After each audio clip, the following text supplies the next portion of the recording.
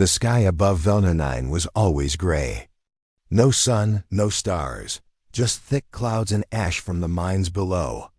Mira had known this sky her whole life. She was only 10 when the Zern came. Their ships blocked the sky, and their soldiers took everything. People cried, ran, fought, but no one could stop them. Now she was 23, and every day was the same. Work, obey, survive. The Zern were tall, thin creatures with cold eyes and silver armor. They didn't speak much. They just gave orders through their loud machines. The humans here were called units, not people. Each had a number. Mira's number was 7 to 43, but deep in her heart, she still remembered her real name, Mira. Her mother's voice used to whisper it in the dark. Before the guards came, she worked in the deep crystal mines with others like her, humans captured from old colonies and lost ships. They were forced to dig for Velex crystals, which powered the Zern's weapons and ships. The air was dirty, the tunnels were hot, and the food was barely enough. If someone got sick or weak, they were taken away. No one saw them again. Mira had learned not to talk much, not to hope. Hope was dangerous here. But sometimes when she was alone in the tunnels, she looked up through the cracks in the rock and whispered to herself, one day. That one day came in the middle of a cold cycle. She was stacking tools when she saw a strange light flash across the sky. It was fast, bright, and not like anything she had seen before. It left a trail of smoke and fire behind it as it crashed. Into the far side of the mountains, the ground shook. Everyone stopped working. Even the guards turned their heads. The Zern commander barked orders. Drones flew off in that direction. But they didn't return. That night Mira couldn't sleep. Her heart beat fast. Something inside her whispered, "Go." She waited until the guards rotated, then slipped out through a gap in the fence. Her hands shook as she crawled through the cold sand and sharp rocks. It took hours to reach the crash site. She hid behind a broken wall and saw it. A small ship, half buried in the dust, still smoking. Not Zern, smaller, rounder, and written on the side, in fading letters, were words she had never thought she would see with her own eyes. United Human Front. Explorer -19, her breath caught. A human ship. From Earth, from the old days. She crept closer. The hatch was open. Inside, sparks flew, lights blinked, and something moved. A figure, slumped, coughing. A man. A real human, not like the thin, hungry ones in the mines. He was strong-looking, in a dark suit with glowing patches. Blood on his forehead. His eyes blinked open. She froze. He looked at her, confused. You're human?" Mira couldn't speak. Her throat was dry. She nodded slowly. The man smiled weakly. "Name's Aaron." Then he collapsed. Mira didn't think. She rushed forward, pulled him up, and dragged him out of the wreck. He was heavy, but she used a broken sled from the mine's old paths. The wind blew ash all around them. She hid him in the tunnels, in a hidden spot she had found as a child. Aaron slept for hours. Mira sat beside him, shaking. Her mind raced. A human man, from space, from Earth, could it be? When he woke, he coughed and asked for water. She gave him some and sat across from him in silence. "How long have the Zern controlled this place?" he asked, his voice low. 13 years, she said quietly. It was the first time she had spoken to someone new in a long time. He looked around. "There are others. Many hundreds, maybe more, slaves." Aaron clenched his jaw. "This wasn't in the report. We thought Velnanine was just a supply point, not a prison." Mira didn't understand all his words, but she heard the anger in his voice. It felt warm, different from fear or sadness. "I'm from Earth," he said, as if it meant something big. "We've been looking for lost colonies, trying to bring people back. The Zern, they shot us down. But we're not alone. There are more of us somewhere." Mira looked at him, unsure. Was he telling the truth? Was there really a world out? There where humans were free. Aaron saw her doubt. He reached into his suit and pulled out a small patch. Blue with a white star. "This means something," he said. "Not just to me, to all of us." For the first time in years, Mira felt something inside her heart move. A small spark, hope that she didn't know what would come next. But she knew one thing. This man, Aaron, had come from the sky. And nothing would ever be the same again. When Aaron woke again, he found Mira sitting beside him, her back against the stone wall. Her eyes were tired, but alert. She had stayed with him all night. The tunnel around them was quiet, hidden deep under the old mining zone where no guards ever came. Aaron slowly sat up. His side hurt, and his left leg was stiff, but he was alive. "Thank you," he said. Mira didn't answer right away. She studied him carefully. Then she asked, "Are you really from Earth?" He nodded. "Yes, I was born there. I'm part of the United Human Front. We search the stars for our people. Many colonies were lost during the old wars. We're trying to bring them home." Mira lowered her eyes. "I've never seen Earth. My parents came from a place called Nova 6. It was taken when I was small." Aaron looked around at the rough walls. "And you've lived like this since then?" "Yes, digging, carrying, surviving." Her voice was quiet. "Many gave up, many died." Aaron's hands clenched into fists. He had trained for war, but he had never imagined this, human lives buried in darkness, forgotten by the galaxy. His ship had been part of a secret mission. They had picked up strange signals from Velner 9, hidden messages and broken codes. They thought it might be a Zern base. No one expected a human prison. "How many humans are here?" Aaron asked. Mira thought for a moment. "Maybe 300 in this sector. There are others in the far zones." "We don't see them much," Aaron frowned. "That many? And they're all slaves?" She nodded. "The Zern call us organic labor. We have numbers, not names." He looked at her. "But you still remember your name." Mira's lips curved into the smallest smile. "Yes, I do." Aaron took a breath. "We can't stay here forever. If they find me, they'll kill me. But maybe we can do more than run." Mira stared at him. "You want to fight?" "I want to free you," Aaron said. "All of you." She didn't speak for a long time. Then she whispered, "It's not that easy. They have weapons, drones, guards. The mines are watched every hour. Even thoughts of rebellion are dangerous." "I'm not saying it will be easy," Aaron said. "But you've survived this long. That means you're strong, and you're not alone anymore." Mira looked down. Her hands were dirty, rough from years of labor. But something about Aaron's voice made her feel different. Not weak, not broken.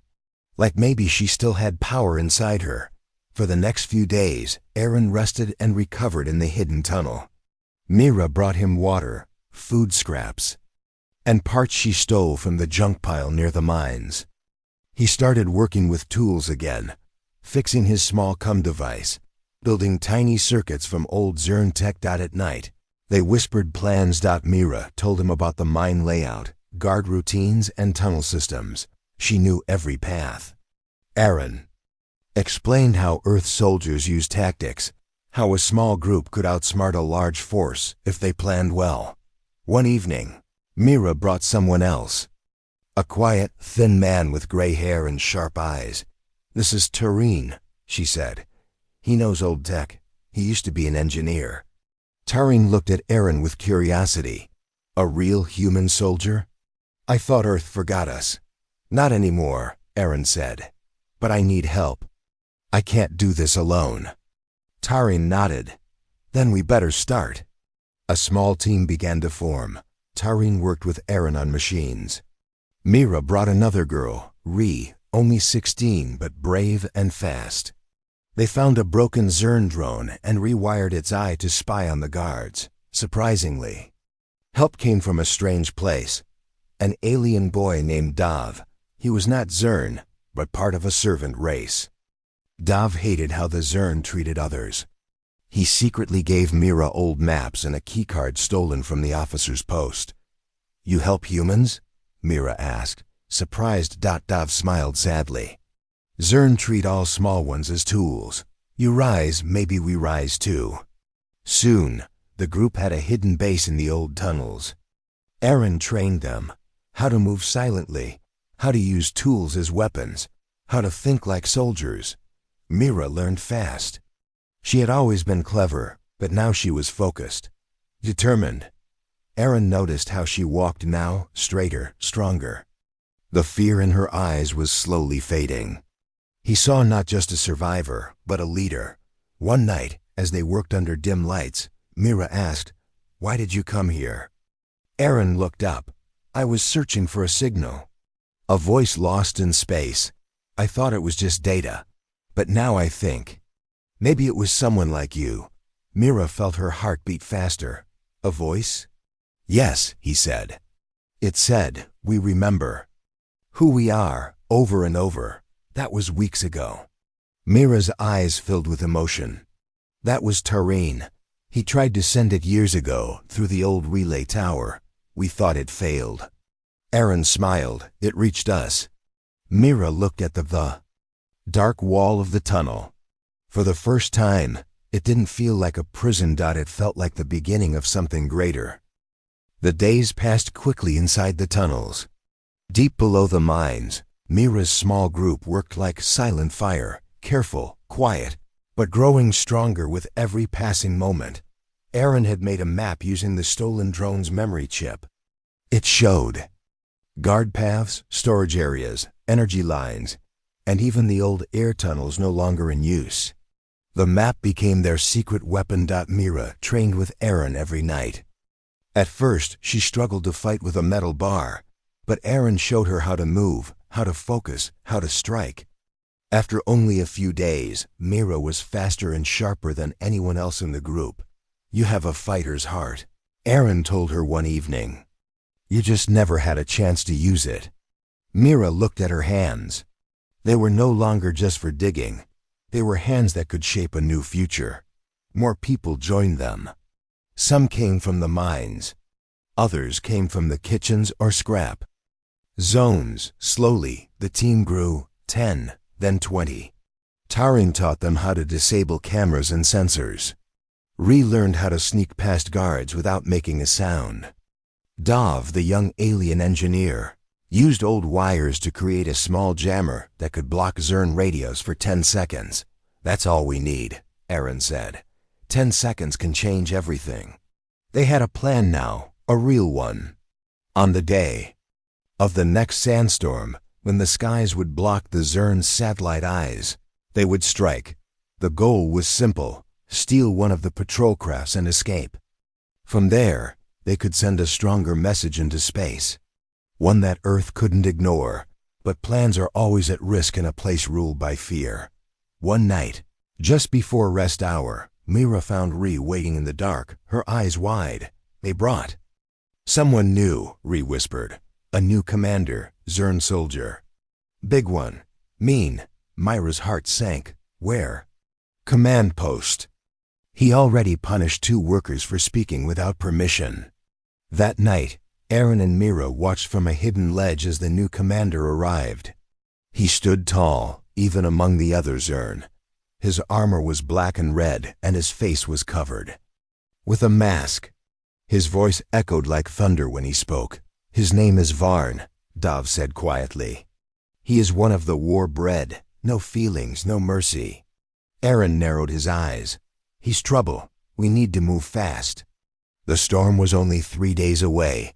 The next night, the group tested their first mission. They moved through the forgotten pipeways into the weapon storage zone. It was risky, but they needed fuel cells for the stolen patrol craft. Mira led the way. Aaron followed with Ree, Dov, and Tareen behind. They reached the storage room. It was quiet. "No guards. Too easy." Aaron whispered. They slipped inside. Tareen quickly grabbed the fuel cells, and Dov picked up 2 battery packs.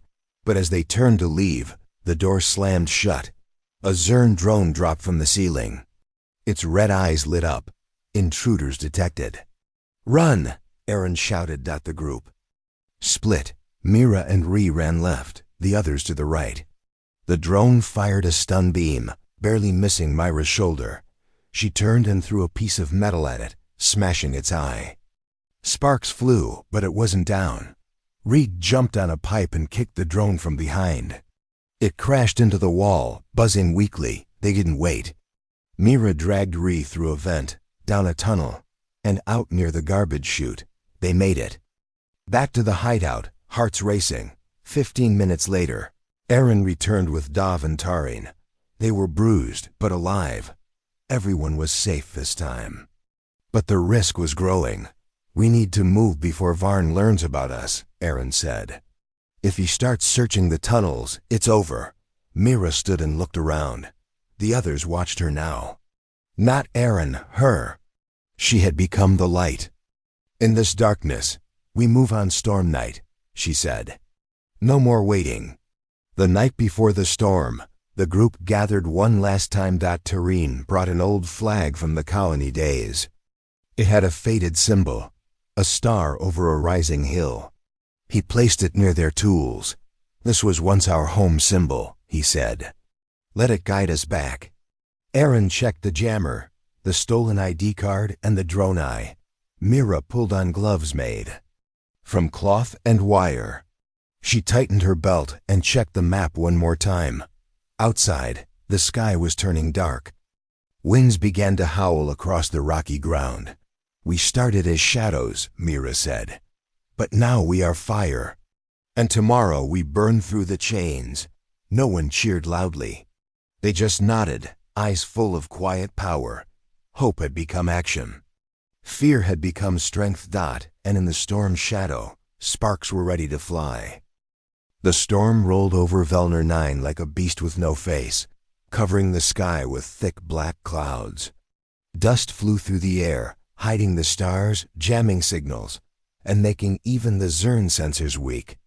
It was the perfect night. Mira stood in the center of the tunnel base, wearing a cloak made of scrap cloth and metal pieces. Her face was calm, but her heart was loud inside her chest. Around her stood the others, Ree, Tarin, Dov, Aaron, and more than 20 humans who had joined. In the last days. All of them ready.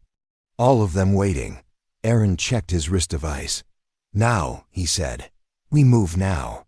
They split into 3 teams. Team 1, led by Mira, would go through the air vents to reach the main power core and shut it down. Team 2, led by Aaron, would hit the patrol post and steal the access codes. Team 3, led by Ree and Dov, would reach the hangar and prepare the stolen Zern patrol craft for launch.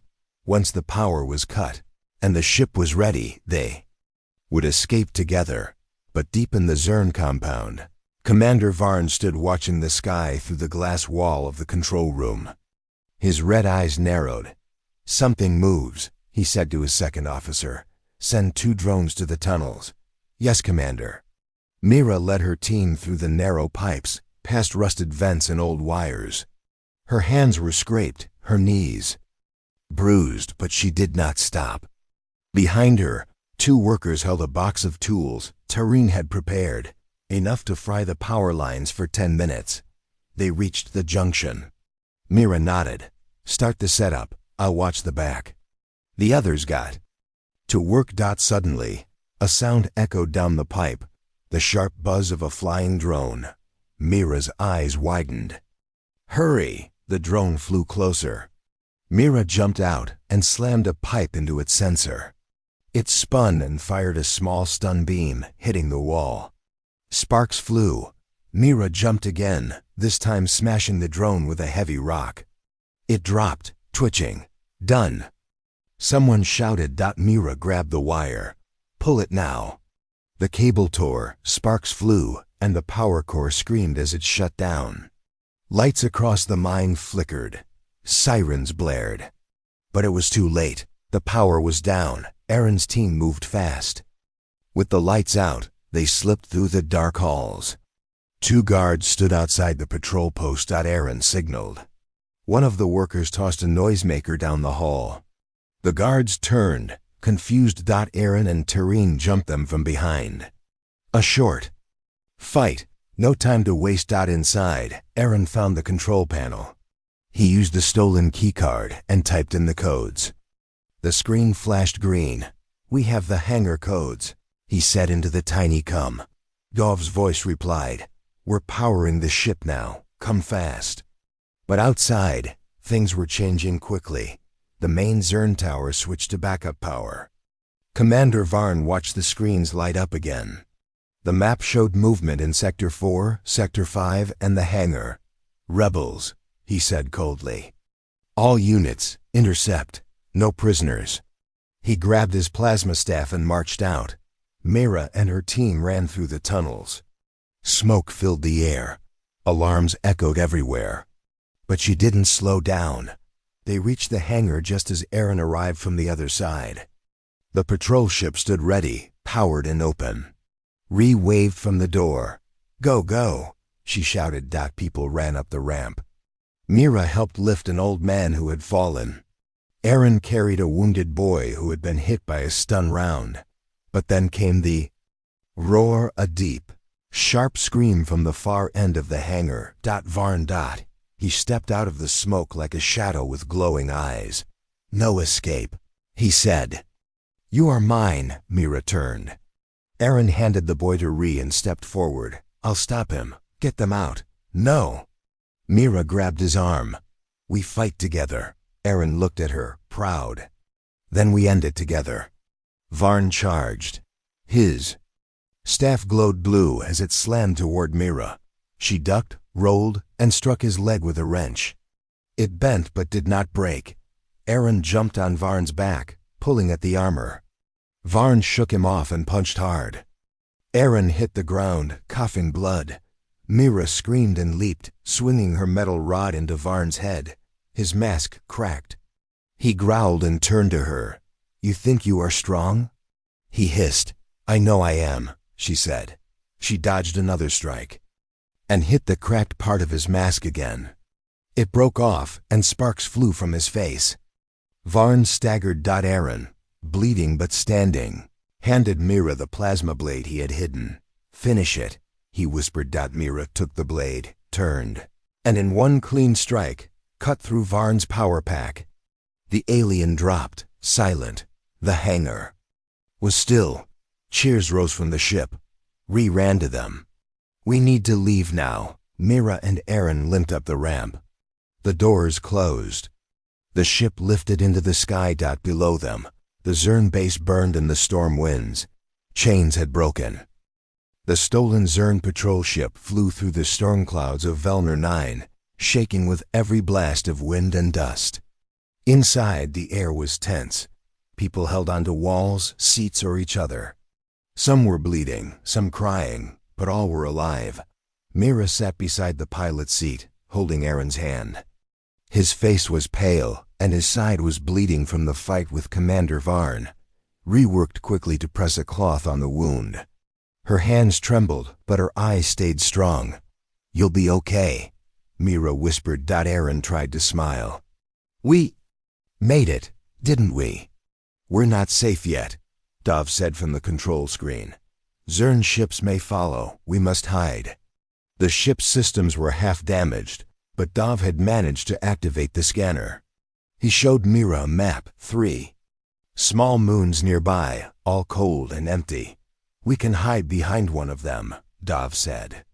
"Maybe the Zern won't find us in time." "Take us there," Mira said. "Do it fast."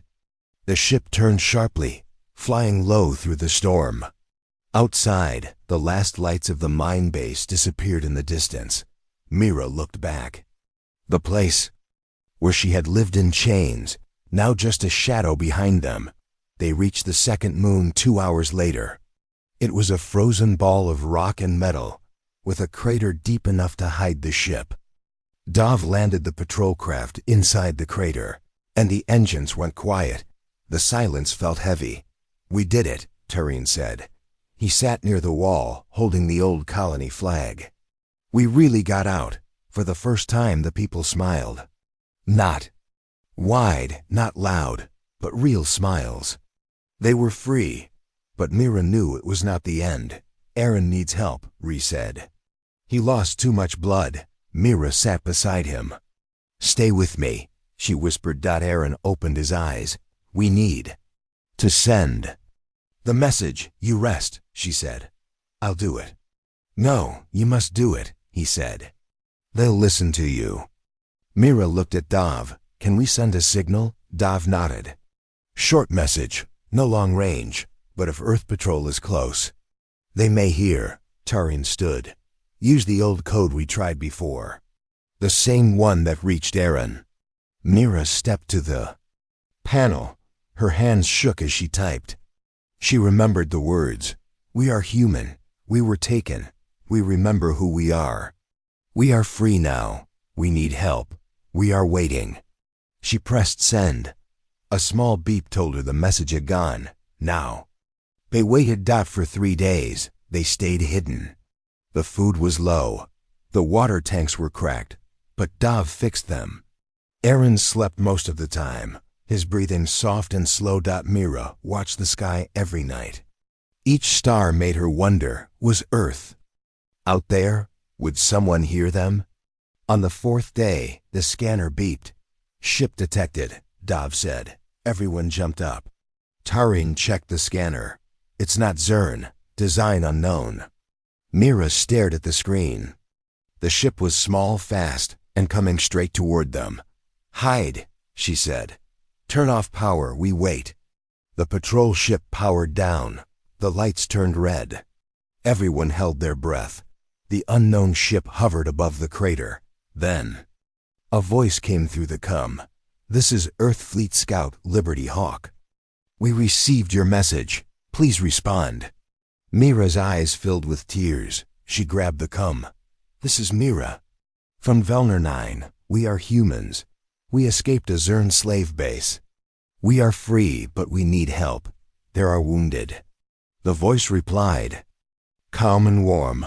We hear you, Mira. You are not alone anymore. Help is here. An hour later, 2 Earth soldiers entered the crater wearing silver suits. They looked around, shocked by the damaged ship and tired people. Mira stood at the ramp, still holding Aaron's hand. One of the soldiers took off his helmet. He was older, with kind eyes. You led them? He asked. Mira nodded. We all did. He looked at Aaron, then at the others. You did something no one expected. You didn't just survive. You fought back. Mira didn't know what to say. She just looked at Aaron. He smiled weakly. Told you Earth would come. The soldiers brought medicine, clean water, and food. They called for a bigger ship to pick up the group. It would arrive in a day. That night, Mira stood outside the ship and looked up at the stars. Free. The word felt strange in her mouth, like a new taste. A gift. Ree stood beside her. What now? We wait, Mira said. We heal. And then? We return. We help the others who are still in chains. You want to go back? Ree asked. No, Mira said. Not as a slave. As a voice. As a fighter. We send the fire back. She looked at the stars again. Somewhere out there, other humans were still waiting, and she would not forget them. The large Earthship arrived the next morning, shining like a star above the frozen moon. It was bigger than anything Mira had ever seen. Smooth metal, wide wings, blue lights glowing softly. Its name was written in bold letters. ESS. Dawnlight. The doors opened with a quiet hiss. Earth soldiers stepped out. They wore clean suits and had strong, kind faces. They helped carry the wounded, gave out warm food, and treated every person with care and respect. No shouting, no fear. Just gentle voices and soft hands. Mira stayed close to Aaron as 2 medics placed him on a stretcher. He needs real care. One of them said, we'll take him to the med bay. He'll be safe. Aaron looked at Mira and whispered, you lead now, keep going. She nodded. Her heart was full of both worry and strength. As the survivors walked up the ramp, They were given blankets, water, and small silver ID chips. It was Earth's way of saying, "You belong to us now. You are home." Inside the ship, everything was clean and bright. Smooth walls, soft lights, and a gentle humming sound from the engines. Some people cried. Others just stared. For years they had lived in dust and pain. Now they were inside something built by humans, for humans. Mira sat by a window, staring at the stars. She didn't speak. She just breathed, slowly, freely. Later, the captain of the ship called her to the command room. He was tall, with dark eyes and a deep voice. "My name is Captain Haven," he said. "I watched your message, Mira. I heard your voice. And I want you to know, it changed everything." She looked at him, surprised. "It was just a message. We needed help." He smiled. "Yes, but it was more than that. It was a voice from a place we thought was lost. It reminded us that the fight is not over, that humans still resist, that we must keep looking." He handed her a small screen. It showed news from Earth's network. Human survivors escape Zern slavery. Leader's voice inspires fleet response. Another line read, "Mira of Velner." The girl who spoke through the darkness, her eyes widened. "I'm not a leader," she said quietly. I just wanted to be free." "And that's what makes you one," the captain replied. "Real leaders don't ask to lead. They rise when others need them." Over the next few days, the Earth ship carried the rescued group to a nearby outpost called Hope Station, a large floating base near the border of human space. It had doctors, food stations, sleeping pods, and learning rooms. Mira stayed near Aaron, who was still healing in the med bay. Ree helped in the kitchens, and Tareen spent hours speaking with engineers about how the old colonies worked. Dov, the young alien, was given a translator and spoke with peace officers about Zern tech. Everyone was given clean clothes, ID tags, and new names if they wanted, but Mira kept hers. She wore it proudly now. Each night she sent a short message to the galaxy from the station's Come Tower. Simple words, strong voice. "To those still in chains, we hear you. We remember you. We are coming." And slowly, messages started coming back. From a mining moon in Sector 12, "We see you. Still hiding, still hoping." From a colony ship lost for 20 years, "We are not dead, just waiting." From a secret human cell on Zern Base K4, "The fire is not out. We are ready." Mira read each one. She answered with care, with heart. She knew now that her voice was not just hers. It was the voice of many, of all those who had been silent for too long. One evening, she walked into Aaron's room. He was sitting up, weak but awake. His smile lit up the room. "You're famous," he said. Mira laughed softly. "I didn't ask for that." "I know," he said, "but you earned it." She sat beside him. "People are sending messages. Survivors, fighters, hidden rebels." "Good," he said. "That's how it starts. Not with armies, with belief." Mira looked at him. "We can't stop now." "No," Aaron said. "We won't." He reached into his bag and pulled out the old patch he had shown her the day they met, the blue one with the white star. "This was for the lost colonies," he said. "But now, it's for all of us." She took it and held it tight. Before dawn, the station lights dimmed for sleep hour. But Mira stood by the window, staring at the stars again. They didn't look so far now. They didn't look empty. She touched the glass and whispered, "We're coming." The message had gone out. The fire had spread. The voice of a girl who thought she'd never be free had become the voice of a rising world. 3 weeks later, Mira stood on the command deck of the SS Dawnlight, watching as the ship approached Velner 9. The once dark mining planet looked smaller now, floating alone in space. But Mira didn't feel small anymore. She stood tall, in a new uniform, dark blue with a silver star on her shoulder. Not a soldier's uniform, not a leader's either. just a symbol of unity, of freedom. Captain Haven walked beside her.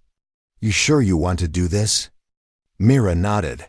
I need to see it, one last time. Aaron stood behind them, fully healed, wearing his own suit now. He smiled as he looked at her. She's ready, he said. Mira smiled back. We all are. The ship dropped closer to the planet. This time, they didn't hide. This time, they came with purpose. A full Earth fleet followed behind. 10 ships, strong and shining. Their arrival wasn't silent. It was loud, clear, and powerful. Earth had returned. On the surface of Velner 9. The Zern guards panicked. They had no warning. The skies filled with ships they couldn't fight. The Earth soldiers landed quickly. They moved with skill, disabling weapons, cutting off control centers, and freeing every hidden prison zone. No more tunnels, no more whips, no more silence. The slaves, the forgotten humans, were finally rescued. They walked into the light, blinking and afraid, until they saw Mira step down from the lead ship. Some gasped. Some cried. It's her, someone whispered. The voice, the message. Mira walked through the dust and smoke, holding her head high. She saw the broken mining machines, the collapsed towers, and the fences that once held her people. Now, those fences were broken. The chains were gone. She stopped in front of the old control tower and looked up. This place, she said, once stole our names, but now we write new ones. In the following days, the Earth fleet helped clean the planet. Medical teams treated the sick. Engineers helped rebuild shelters. Small gardens were planted near the old mines. And for the first time, people laughed under the open sky. Mira visited every part of the camp. She sat with children and told stories. She listened to the old ones speak of what they lost. She hugged those who had no more family. She didn't lead with commands. She led with care. Even the young alien boy Dav helped the Earth engineers understand Zern technology. He was proud now, no longer hiding in fear. One morning, as the flag of the United Human Front was raised near the center camp, Mira gave a short speech. We were left in darkness, she said, but we lit a small fire. That fire became a signal. And now that signal has become a flame across the stars. The crowd clapped. Some wiped away tears. But this is just the beginning, she added. There are more like us, still waiting. We must go to them. A few days later, Captain Haven met Mira and Aaron near the hangar. We're moving to Sector 7, he said. We found another colony taken by the Zern. Same signs. Same silence. Aaron looked at Mira. We should go.